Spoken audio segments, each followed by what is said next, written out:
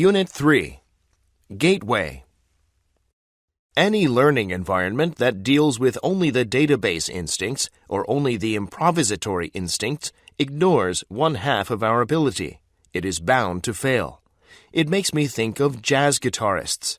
They're not going to make it if they know a lot about music theory but don't know how to jam in a live concert. Some schools and workplaces emphasize a stable, rote-learned database. They ignore the improvisatory instincts drilled into us for millions of years. Creativity suffers. Others emphasize creative usage of a database without installing a fund of knowledge in the first place. They ignore our need to obtain a deep understanding of a subject, which includes memorizing and storing a richly structured database. You get people who are great improvisers but don't have depth of knowledge. You may know someone like this where you work. They may look like jazz musicians and have the appearance of jamming, but in the end, they know nothing. They're playing intellectual air guitar. Exercise 1. You are much more than just a list of your accomplishments. It's not only what you do, but how you do it that counts in the real scorebook of your life. Making the spectacular diving catch says more about you than the out that is recorded in the scorebook. It says you have game. It says you give 110%. Every performance in your life becomes a choice you have to make. Will you do just enough to get by, letting the ball drop in front of you for a base hit? Or will you push yourself to perform like an all-star, the legendary player you know you can be, and dive for the ball? Your special effort will be recorded in the minds and memories of others. More importantly, you will have the peace of mind and self-respect that come from knowing that you gave your very best, even if you don't end up making the catch. That's the stuff of legends. Exercise 2. Irrational acts don't just sabotage us, they can also make us heroes, lovers, and generous helpers. The qualities we admire most in others are their emotional ones, not their intellectual ones. Rarely does intellect alone inspire romantic acts or heroic deeds. The television miniseries Lonesome Dove was a big hit in the 1980s. Two rugged Texas Rangers shared a life together that eventually led them from Texas to Montana, where they made their fortune from a cattle drive.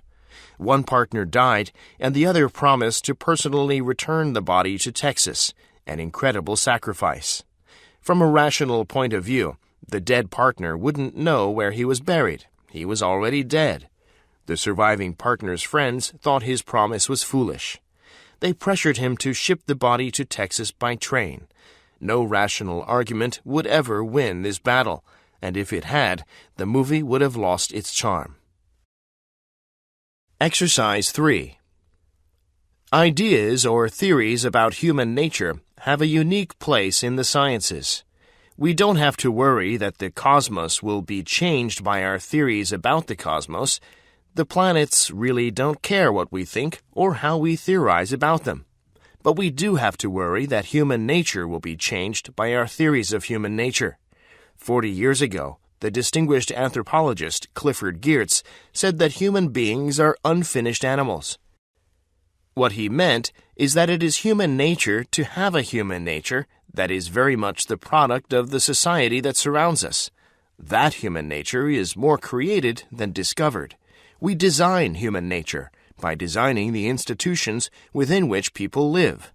So we must ask ourselves just what kind of human nature we want to help design.